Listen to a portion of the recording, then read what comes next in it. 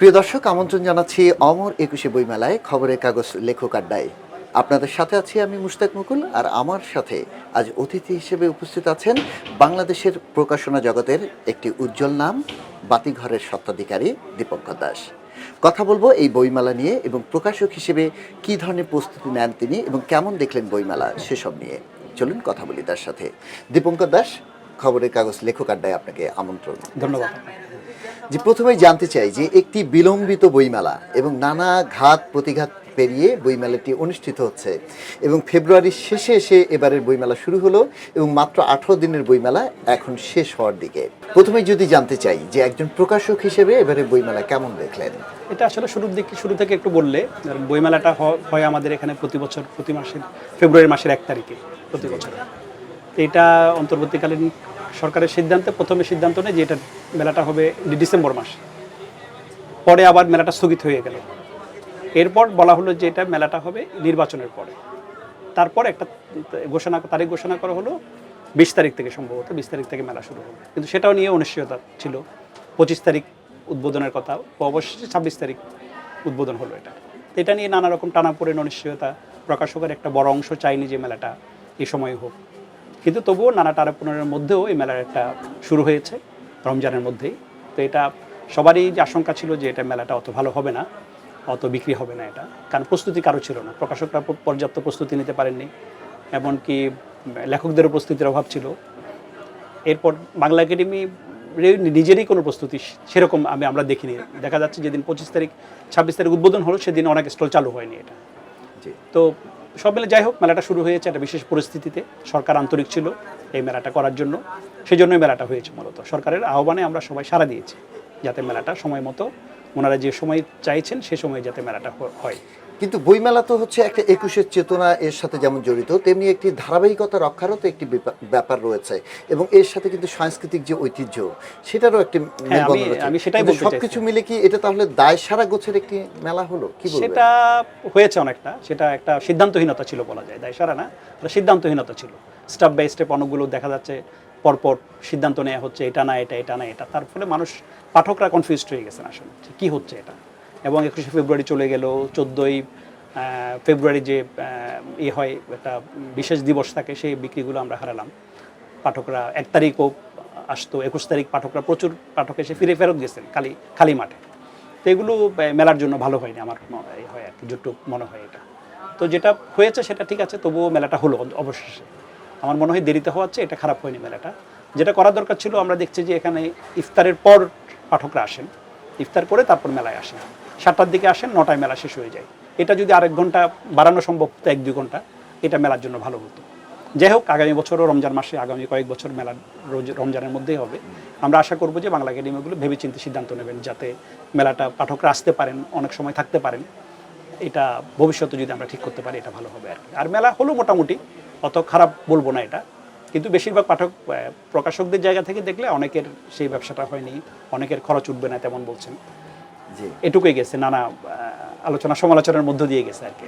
জি, এই যে আমরা দেখলাম যে মেলার শেষ সময় এসে একটি শিলাবৃষ্টি এবং ঝড়ও আক্রান্ত হলো বইমেলা এবং অনেকের বইও ভিজে গেছে এবং নানা রকমের একটি ক্ষতির সম্মুখীন হলো। এই ক্ষতি থেকে প্রকাশকরা কিভাবে উত্তরণ পেতে পারে বা আপনার পরামর্শ কি? বা কোনো ধরনের প্রকাশক ঐক্য আমরা দেখলাম যে একটি ফোরাম গঠিত হলো, এর মধ্যে তাদের উদ্যোগে সরকারিভাবে কোনো চাওয়া পাওয়ার জায়গাটা তৈরি হলো কিনা? হ্যাঁ, সেটা একটা সংবাদ সম্মেলন হয়েছে আজকে। তো সেটা এখন কিছু দাবি দেওয়া সরকারকে দেওয়া হয়েছে, এটা যে কিছু বই কিনে যদি একটু সাবসিডি দেওয়া যায় সরকারের লাইব্রেরিগুলোর জন্য, বই কিনা বা অন্যান্য যে সংস্থা আছে তাদের জন্য বই টই কিনে যদি কিছু ক্ষতি পোষানো যায়, সেটা প্রস্তাব করেছে। এবং আরও বেশ কিছু প্রস্তাব করেছে বইমেলা এবং সার্বিক গ্রন্থনীতি প্রণয়ন থেকে শুরু করে, যে যাতে এটা সব কিছু ঠিকমতো হয়, সেটা একটা প্রস্তাব আমাদের পক্ষ থেকে করা হয়েছে। আশা করি এটা সরকারের বিভিন্ন দপ্তরগুলো এগুলো বিবেচনা করে নেবে। জি, দীপঙ্কর দাস, আপনি বলছিলেন যে এই যে রমজানে এবার বইমেলা হলো এবং আগামী 2-3 বছরও এই রমজানে বইমেলা হবে, তো এবারের বইমেলা তো আমাদের একটি শিক্ষা দিয়ে গেল এবং সেই শিক্ষা থেকে কি এখনই সেই বাংলা একাডেমি সহ যারা এর অংশীদার, প্রকাশক, লেখক, এরাও তো এর অংশীদার, তাদেরকে একটি পূর্ব প্রস্তুতি এখনই শুরু করা অবশ্যই দরকার। আপনি ঠিক বলেছেন একদম, এটা অবশ্যই উচিত হচ্ছে এখন থেকে বলা। আগামী বছর ফেব্রুয়ারির 1 তারিখে হবে মেলা এবং রমজান যতদিন পরে পড়লো আর যেভাবে হলো এবং টাইমটা যাতে একটু বাড়ানো হয়, 10টা 11টা পর্যন্ত হলে এবং বিকেলে একটু দেরিতে শুরু হোক, এখন 2টায় শুরু হয়েছে, 4টায় শুরু হলো, এদিকে 2 ঘন্টা মেলাটা বাড়লো। একটা সবার একটা ট্রায়াল হলো বলা যায় আর কি এই বছরের মেলাটা। রমজান মাসে মেলা কেমন হবে সেটা সবাই আশা করে বুঝতে পেরেছেন, এবং সেই বিবেচনা বোধ থেকে ওনারা ভবিষ্যতে সিদ্ধান্ত নেবেন আমার মনে হয়। জি, এবার যদি জানতে চাই দীপঙ্কর দাস, আপনি হচ্ছেন বাতিঘরের স্বত্বাধিকারী। বাতিঘর হচ্ছে বাংলাদেশের অনন্য একটি প্রকাশনা সংস্থা এবং একটি বলবো যে লেখকদের আশ্রয়স্থল। তো এই বাতিঘর কি ধরনের প্রস্তুতি নেয় বইমেলাকে কেন্দ্র করে, এবং এবারের বইমেলায় তাদের প্রস্তুতি কেমন ছিল এবং কতগুলো নতুন বই পাবলিশ হলো? আমরা আসলে একটা বইমেলা শেষ হওয়ার পরেই আগামী বছরের বইমেলা পর্যন্ত আমরা বই প্রকাশের প্রস্তুতি নিই, কিন্তু শুধু মেলার সময় না, আমরা চেষ্টা করি মেলা শেষ হওয়ার পরপরই সারা বছর জুড়ে যাতে আমাদের প্রকাশনা কার্যক্রম অব্যাহত থাকে। এবং সেজন্য দেখবেন আমরা বইমেলার আগেই প্রায় 20টা বই বেরিয়ে গেছে আমাদের মেলা শুরু হওয়ার পর। মেলার পরে আরও 15-20টা বই এসছে আর কি। তো আমরা বছর জুড়ে একটা প্রস্তুতি থাকে আমাদের, এবং আগামী বছরও আমরা চাইবো যে আরও কিছু যাতে বই আনতে পারি। কিন্তু আমরা নানা সংকটের কারণে, রাজনৈতিক সংকট, নির্বাচন, এগুলো মিলিয়ে গত 1-1.5 বছরে যা হলো, আমরা আসলে সেই প্রস্তুতিটা পুরো অভিজ্ঞতা আমাদের কাজে লাগাতে পারিনি। আরও অনেক বই হয়তো আমাদের আসার কথা ছিল যেগুলো আমরা আনতে পারি। পূর্বের বছরগুলোতে হয়তো আরো বেশি সংখ্যক বই এসেছে, আরো বেশি বই এসেছে, এবার আমরা একটু কমই এসেছে আরো বলা যায়। তাও আমরা চেষ্টা করেছি যাতে খুব মানসম্পন্ন বইগুলো আমাদের যাতে মিস না হয়, পাঠক যাতে কিছু নতুন কিছু পান, সেটা আমরা চেষ্টা করেছি। আমরা তো জানি যে বাতিঘর হচ্ছে শুধু প্রকাশন সংস্থা না, এটি একটি পরিবেশক সংস্থাও, এবং তাদের নিজস্ব বিক্রয় কেন্দ্র রয়েছে। খুব চমৎকার পরিবেশে তারা একটি বিক্রয় কেন্দ্র, একটি না আমি বলবো যে বিভিন্ন জায়গায় কয়েকটি তাদের বিক্রয় কেন্দ্র রয়েছে, এবং তারা পাঠকদের আস্থাও তারা ইতিমধ্যে অর্জন করেছে। কিন্তু আমাদের দেশে অনেকেই অভিযোগ করেন যে প্রকাশনা সংস্থার ক্ষেত্রেই বেশি করেন, হয়তো অনেকে গুলিয়ে ফেলেন প্রকাশনা সংস্থার কাজ এবং পরিবেশকের কাজ। তারপরও অনেকেই বলেন যে প্রকাশনা সংস্থাগুলো বই যেভাবে তারা বই আনেন, বইয়ের পাবলিসিটি সেইভাবে করেন না। তো বাতিঘরের কি ধরনের পাবলিসিটি করে, আর এই যে অভিযোগটা, সেই অভিযোগটাকে কিভাবে খণ্ডাবেন? এটা ঠিক বলেছেন যে আমরা শুধুই বাতিঘর তো প্রকাশনা এসছে পরে, আমাদের অভিজ্ঞতা শুরু হচ্ছে একটা বুক স্টোর দিয়ে শুরু হয়েছিল। এটা চট্টগ্রামে ছোট একটা জায়গা থেকে 100 বর্গ ফুটের বইয়ের দোকান। পাঠকের ভালোবাসায় সেটা আমরা অনেক বড় করেছি। 5-6টা আউটলেট আমাদের আছে, দেশের বাইরেও আমরা একটা ফ্র্যাঞ্চাইজি ভিত্তিতে কলকাতায় একটা আউটলেট চালু করেছি আমরা। তো এখন দেখা যাচ্ছে যে প্রথমে আমাদের সেই অভিজ্ঞতাটা একটা আছে, পাঠকের সঙ্গে আমাদের সরাসরি একটা যোগাযোগ হয়। এরপর প্রকাশকদের সহযোগিতায় মূলত বলবো, সব প্রকাশনী আমাদের সহযোগিতা করেন, এবং আমরা শুধু বাতিঘরের বই না, আপনি জানেন বাংলাদেশের সব প্রকাশনীর বই আমরা বিক্রি করি বাতিঘরের আউটলেটগুলোতে। যার ফলে পাঠকরা যা চাইছেন, কোন ধরনের বই চান, আমরা সে ধরনের বই, বাংলাদেশের প্রকাশকদের বই, পশ্চিমবঙ্গের প্রকাশকদের বই, ইংরেজি বই, হ্যাঁ ইউকে ইউএসএ থেকে আমরা বই আমদানি করি, এবং সেই বইগুলো আমরা সারা বছর ধরে পাঠকের সঙ্গে কাছে পরিবেশন করি। এবং সেই অভিজ্ঞতার আলোকে আমরা একটা প্রকাশনী করেছি পরে, সেটাও আমাদের একই ব্যাপার যে আমাদের পাঠকরা কি চায় আমরা চেষ্টা করি সেটা এই করার, পাঠকদের সেই প্রতিশ্রুতিটা বা যাদের যে প্রত্যাশা সেটা পূরণ করার চেষ্টা করি। এবং গত কয়েক বছরে আমাদের প্রকাশনার অভিজ্ঞতা খুব বেশি দিন না, এবং এই গত কয়েক বছরে 8-10 বছরে বাতিঘর একটা যে বইগুলো প্রকাশ করে সেগুলো পাঠকদের কাছে জনপ্রিয় হয়েছে, এবং বাতিঘর এখন একটা উল্লেখযোগ্য প্রকাশনা সংস্থাও বলতে পারে। এটা অবদান হচ্ছে সম্পূর্ণ যারা পাঠকদের, যারা আমাদের প্রতিনিয়ত পরামর্শ দেন, লেখকরা আমাদের উপর আস্থা রাখেন, আমরা যাতে ঠিকমতো সময়ে রয়্যালিটি দিতে পারি, আমরা চেষ্টা করি, সবগুলো হয়তো পারি না, কিন্তু সবার আস্থা আমাদের প্রকাশকদের যেমন সহযোগিতা, তেমন পাঠক লেখকদের সহযোগিতা আছে, তারা আস্থা রাখেন আমাদের উপর। এটার ফলেই বাতিঘর আসলে এটুক জায়গায় আসছে। শুধু চট্টগ্রাম নয়, ঢাকায়ও কয়েকটা আছে, বাংলা বাজার, আজিজ মার্কেট, রাজশাহীতে আছে, সিলেটে আছে, চট্টগ্রামে তো আছেই, এবং যেটা বললাম পশ্চিমবঙ্গে আমরা একটা বাংলাদেশের বই বিপণনের জন্য শুধু একটা আউটলেট খুলেছি। তো আশা করি আমরা সারা বছর একটা বই নিয়ে একটা কার্যক্রমের মধ্যে থাকতে চাই এবং পাঠকের কাছে পৌঁছাতে চাই। শুধু বাতিঘরের বই নয়, সমস্ত প্রকাশকদের বই, আরও বলতে গেলে 2 বাংলার বই এবং বিদেশের বইও আমরা পাঠকদের কাছে পৌঁছানোর চেষ্টা করি। এবং আমাদের অনলাইন কার্যক্রম আছে, আপনি জানেন, কেউ যদি বাতিঘরে আসতেও না পারে তার জন্য ব্যবস্থা আছে। তবুও কেন বাতিঘরে আসেন, এটা একটা যেটা বললেন পাঠক লেখকদের সম্মিলন কেন্দ্র। প্রতিদিন বাতিঘরের যে কোনো শাখায় গেলে দেখবেন পাঠকরা আসছেন, লেখকরা আসছেন, আড্ডা দিচ্ছেন।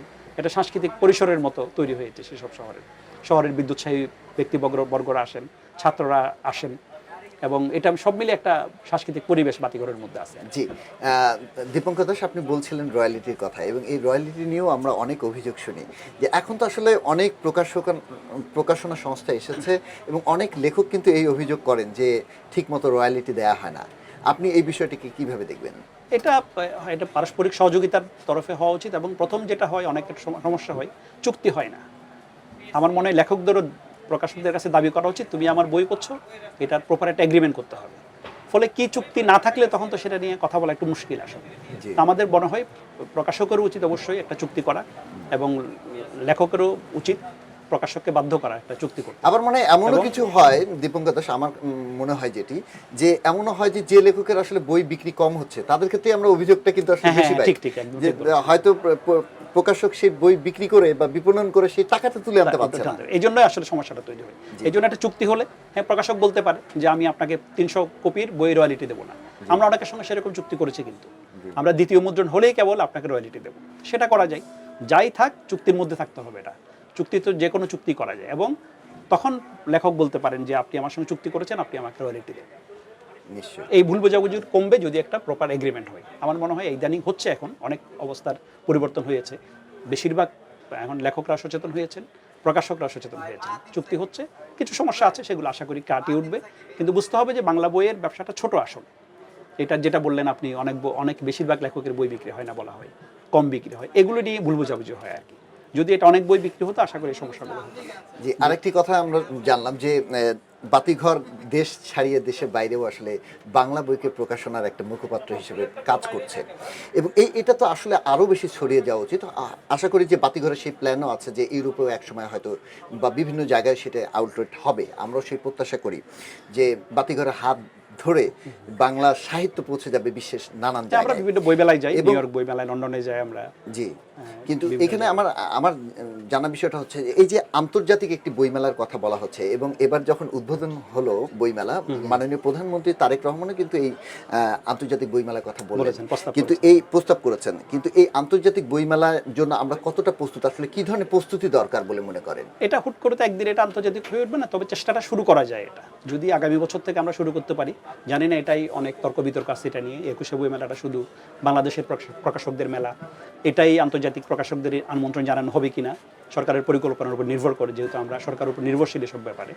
তারপর জাতীয় গ্রন্থকেন্দ্র একটা মেলা করতো একসময়, আন্তর্জাতিক বই মেলা, এবং সেটা বিএনপি সরকারের সময় শুরু হয়েছিল, খালেদা জিয়ার উদ্যোগে ওই সময় অনুদ্বোধন করেছিল ঢাকা আন্তর্জাতিক বই মেলা, কিন্তু পরবর্তীতে এটা রাখা হয় না। আমার মনে হয় সেই মেলাটাকে চালু করার সময় আসছে এখন। প্রতি বছরটা আমার মনে আছে ডিসেম্বরে বই মেলাটা হতো। সর্বশেষ মেলা হয়েছিল ঢাকা বিশ্ববিদ্যালয়ের মাঠে, বেশ ভালো মেলা হয়েছিল, এবং বাইরে থেকেও কয়েকটা প্রকাশনী এখানে অংশগ্রহণ করেছিল। আমার মনে হয় একটা হতে পারে এই মেলায় আমরা নীতিগত সিদ্ধান্ত নেওয়া দরকার সরকারকে, যে এটা, এবং বাংলা একাডেমি এবং সরকারের অন্য সংস্থাগুলো, যে আমরা এই মেলাটাকে আন্তর্জাতিক রূপ দিতে চাই, নাকি আমরা সেই আন্তর্জাতিক মেলাটাকে ফিরিয়ে আনতে চাই। এটা একটা সিদ্ধান্ত নিয়ে এখন থেকেই কাজ করা উচিত আমাদের। এবং প্রকাশকরা তো চাবে যে বেশি বেশি মেলা হোক, এবং অবশ্যই। লেখকরাও চাবে, এবং পাঠকরাও নিশ্চয়ই চাবে। তো সেক্ষেত্রে তো মনে হয় যে 21-এর চেতনায় যে বাঙালির যে মেলা, অমর 21শে বইমেলা, সেটাকে রেখে যদি আরেকটা ভিন্নতর, যদি ভিন্নতর প্রেক্ষাপটে বাছাইকৃত প্রকাশক এবং দেশি এবং আন্তর্জাতিকভাবে যদি স্বীকৃত প্রকাশনা সংস্থাগুলো আনা হয়, সেটা কি ভালো হবে না? অবশ্যই ভালো হবে, সেটা আরেকটা মেলাই হোক, আমরা সেটাই চাইবো অবশ্যই। তারপর বিভাগীয় যে বই মেলাগুলো আছে সেগুলোর একটা যাতে ভালো মেলা হয়, সেগুলো এখন দায়সারা গোচর হয়। জুন মাস আসে, তখন মেলাটা শুরু হয় যে বাজেট শেষ করার জন্য, সেটা যাতে না হয়। আক্ষরিক করতে যাতে কার্যকর মেলা হয় বিভাগীয় মেলাগুলো। এবং আমরা যে বাইরে মেলায় অংশগ্রহণ করি, বিদেশি প্রকাশকরা যদি এখানে আসে, তাহলে আমাদেরও সুবিধা হবে, আমরাও তাদের মেলায় যেতে পারবো। কলকাতা বই মেলায় আপনি জানেন গত 2 বছর আমরা স্টল করতে পারিনি। তাদের একটা দাবি থাকে যে আমরাও যাতে ঢাকায় গিয়ে আমরা আপনাদের আমন্ত্রণ জানাই, আপনারাও তো আমাদের আমন্ত্রণ জানান না, যাতে আমরা সেই জবাবটা তাদের দিতে পারি, তাদেরকে আমরা আমন্ত্রণ জানাতে পারি, এবং আমরাও সগৌরবে তাদের মেলাগুলোতে অংশগ্রহণ করতে পারি। বইমেলার সাথে তো আসলে পাঠকের একটা অন্তঃপ্রাণ সম্পর্ক থাকে, লেখক প্রকাশক পাঠকের মিলন মেলা বলছি আমরা। কিন্তু সবাই বলছেন যে পাঠক সংখ্যা কমে যাচ্ছেন, এবং প্রযুক্তিকে অনেকেই দায়ী করছেন। আসলে কি প্রযুক্তি পাঠক সংখ্যা কমিয়ে দিচ্ছে, নাকি প্রযুক্তি অনুযায়ী তাদের সাথে পাল্লা দিয়ে আমরা এগোতে পারছি না, বা সেইভাবে ডিজিটাল বইগুলি বা ডিজিটাল ভাবে তাদেরকে কাছে উপস্থাপন করতে পারছি না? কি বলবেন আপনি? এখানে ঘটনা দুটো দিকই ঠিক। এটা পাঠক কমছে অন্যান্য সোশ্যাল মিডিয়ার দাপটের কারণে, সেটা ঠিক। সোশ্যাল মিডিয়া আছে, অন্যান্য ডিজিটাল মিডিয়া আছে, সেখানে মানুষ সময় কাটাচ্ছেন বেশি, সেটা একটা আছে। কিন্তু এরপরও পাঠক কম না কিন্তু। হ্যাঁ, ধরেন আপনি যদি কম অংশ ধরেন, বাংলাদেশের যদি 10 ভাগ মানুষও বই পড়ে, তাহলে সেটাও কিন্তু প্রায় 2 কোটি। এটা তাহলে সেই পাঠকের কাছে আমরা বোধহয় সম্ভবত পৌঁছাতে পারছি না। তারা যে ধরনের বয়স পড়তে চায়, আমরা সেটা পড়তে পারছি কিনা। এখন মনে রাখতে হবে, ডিজিটাল মিডিয়া কিন্তু একটা পাবলিশার। গুগল হচ্ছে পৃথিবীর সবচেয়ে বড় কন্টেন্ট পাবলিশার আর কি বলা যায়। বই পাবলিশার না হলে কন্টেন্ট, গুগল বুকস আছে যদিও, একটা কন্টেন্ট প্রকাশ করে। ফলে আমাদের পাণ্ডুলিপি তো এমন একটা বিষয় থাকতে হবে যে আপনি নতুন কিছু কি পাচ্ছেন দিতে। পাঠক অবশ্যই বইয়ের কাছে ফিরে আসবে, যেটা ডিজিটাল মিডিয়ায় নাই। ফলে আমরা এমন বই, ভবিষ্যতে বই প্রকাশ এবারও কমে আসছে অনেক, হয়তো কমে আসবে, এটা একদিকে ভালো মন্দ দুটোই বলি আমি, যে আপনাকে কন্টেন্টে শক্তিশালী হতে হবে, যেমন কিছু থাকতে হবে যেখানে বইয়ের মধ্যে নাই। আপনি জানেন ইউভাল নোয়া হারারির সেপিয়েন্স বইটা লক্ষ লক্ষ কপি বিক্রি হয়েছে, কেন বিক্রি হয়েছে? কারণ এখানে এমন কিছু আছে যে ডিজিটাল বিষয়গুলো বইয়ের মধ্যে আছে, যে ভবিষ্যতে প্রযুক্তি কোন দিকে যাচ্ছে সেটার অ্যানালাইসিস আছে, মানুষের মধ্যে কী প্রভাব তার পড়বে, এটা পৃথিবীর বিভিন্ন দেশগুলোর সম্পর্কে বলা আছে। তো এটা আমার মনে হয় যে এটার সঙ্গে টিকে থাকতে হবে আমাদের, এটার সঙ্গে লড়াই করে আমাদের টিকে থাকতে হবে।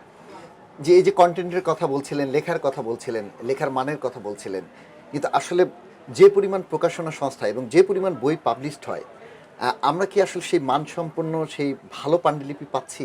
না। একজন প্রকাশক হিসেবে কি বলবেন? না, সেটা অবশ্যই পাচ্ছি না আমরা। ভালো পাণ্ডুলিপির খুবই অভাব আছে আমাদের এখানে।